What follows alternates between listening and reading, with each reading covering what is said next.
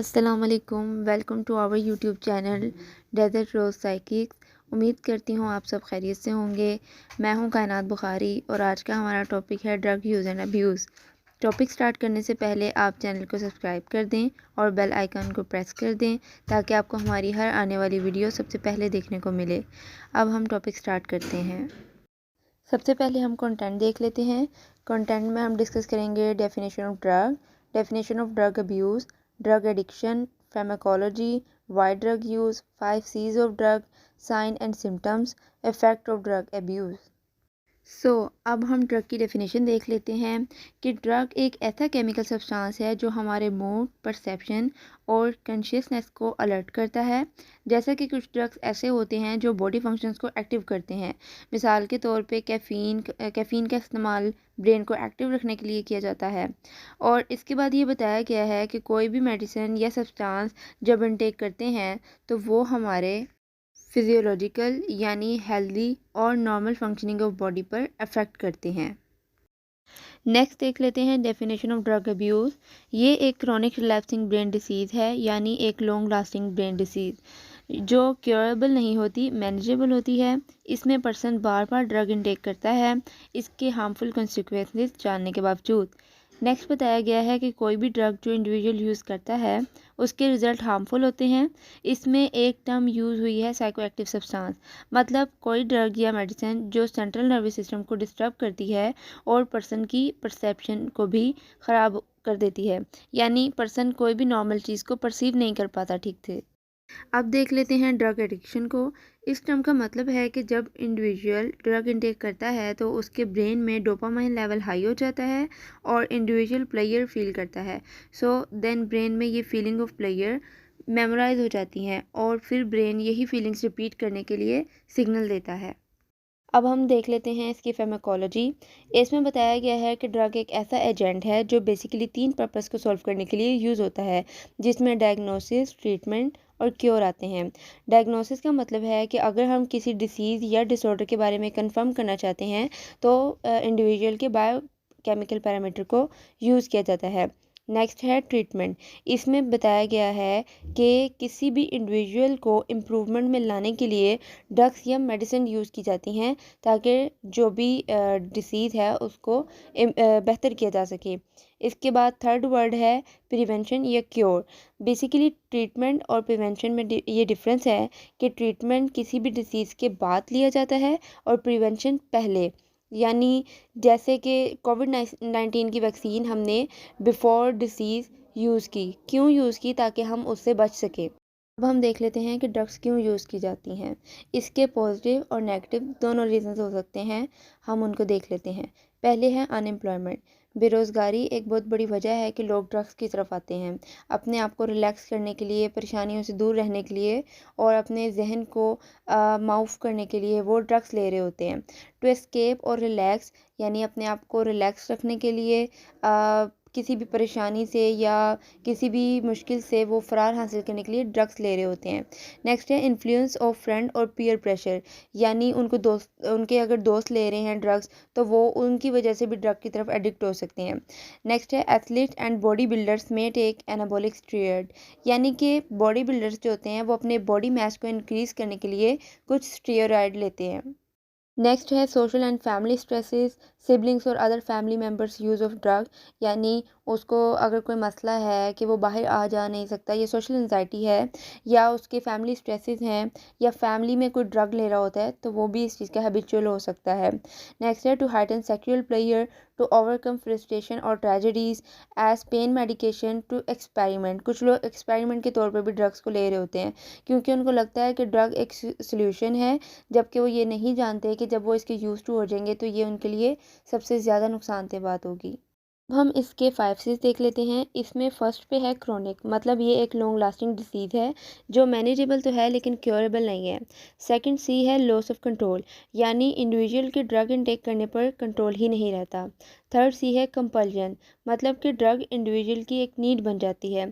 Fourth पे है कि इंडिविजुअल ड्रग के हार्मफुल रिजल्ट से वाकिफ़ होता है लेकिन फिर भी वो फीलिंग्स ऑफ प्लेयर के लिए ड्रग यूज़ करता है। लास्ट सी है क्रेविंग, यानी इंडिविजुअल की क्रेविंग ड्रग के लिए ज़्यादा हो जाती है। अब हम सिम्टम्स को देख लेते हैं। इसमें कुछ कैटेगरीज दी गई हैं ताकि सिम्टम्स को अच्छे से देखा जा सके। तो फर्स्ट पे है फिज़िकल सिम्टम्स। इसमें फ़र्स्ट पॉइंट है ब्लडशॉट आइज़, यानी जो लोग हीरोइन का इस्तेमाल करते हैं उनकी आई प्यूपिल ज़रूरत से ज़्यादा कंस्ट्रिक्ट हो जाती है, जिसकी वजह से आई ब्लडशॉट हो जाती है। नेक्स्ट है सडन वेट लॉस। जो लोग कोकीन या मेटाएम्फेटामाइन ड्रग का यूज़ करते हैं उनका वेट लॉस हो जाता है, और वो इस हद तक वेट लॉस होता है कि वो कमज़ोर हो जाते हैं।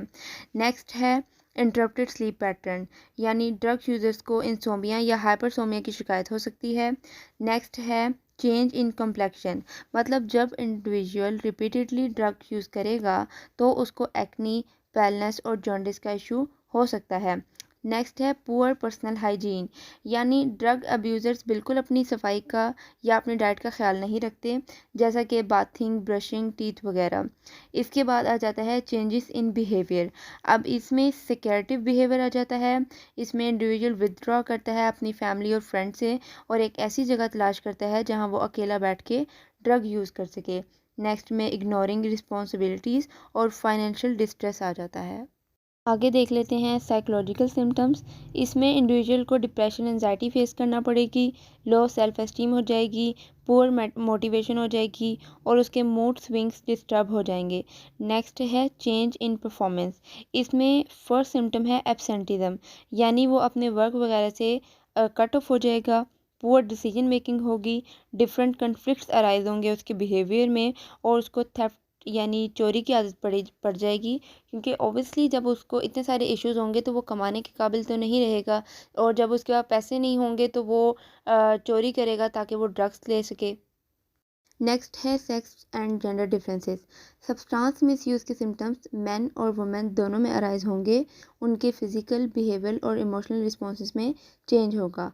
अब हम पहले देख लेते हैं मेन में कि क्या सिम्टम्स अराइज होंगे। इनमें फर्टिलिटी इश्यूज़ होंगे और ड्रग की एक्सेस क्रेविंग होगी अपने मूड स्विंग्स के लिए। नेक्स्ट हम वुमेन में देख लेते हैं कि क्या सिम्टम्स अराइज होंगे। इनमें excess of body hair growth होगी, वेट लॉस इश्यूज़ होंगे और पैनिक अटैक का जो ख़दशा है वो बढ़ जाता है इसमें। नेक्स्ट हम इफ़ेक्ट ऑफ ड्रग अब्यूज़ देख लेते हैं कि किस तरह से ड्रग जो है वो इंडिविजुअल पर असरअंदाज हो सकती है और उसके इर्द गिर्द के माहौल पे असरअंदाज हो सकती है। इसके लिए कुछ पॉइंट्स डिस्क्राइब किए गए हैं, जैसे कि on the individual, on friend and family, on society.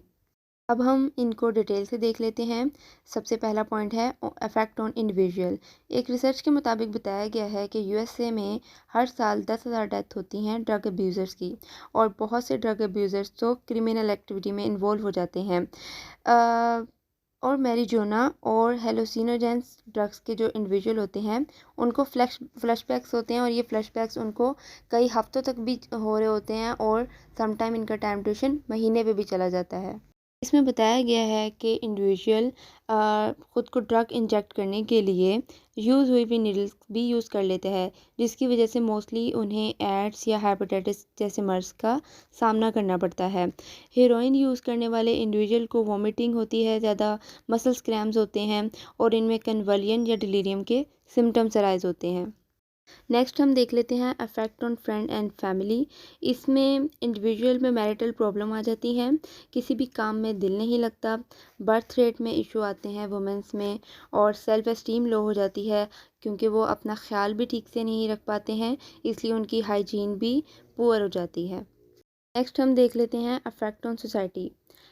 इसमें बताया गया है कि जो ड्रग अब्यूज़र्स होते हैं उनकी परफॉर्मेंस लो हो जाती है और वो बोझ बन जाते हैं सोसाइटी पे, और जिसकी वजह से उनका क्रिमिनल रेट भी ज़्यादा होता है, क्योंकि ऑब्वियसली जब उनके फाइनेंशियल इश्यूज़ होते हैं, फाइनेंशियल बर्डन्स बढ़ जाते हैं, तो वो ड्रग यूज़ करते हैं, और उनके पास पैसे नहीं होते कि वो ड्रग ले सकें, तो वो चोरी करते हैं ताकि वो ड्रग बाय कर सकें। और यूएस में बताया गया है कि सबसे ज़्यादा जो डेथ रेट है वो ड्रग अब्यूज़र्स का है और अल्कोहल यूज़ करने की वजह से है। सो ये थी हमारी आज की वीडियो को लाइक शेयर ज़रूर कर दें, और अगर कोई क्वेश्चन हो तो कमेंट सेक्शन में कर दें, और अगर अभी तक आपने चैनल को सब्सक्राइब नहीं किया तो चैनल को सब्सक्राइब कर दें और बेल आइकन के बटन को प्रेस कर दें, ताकि आपको हमारी हर आने वाली नई वीडियो सबसे पहले देखने को मिले। Thank you. अल्लाह हाफिज़।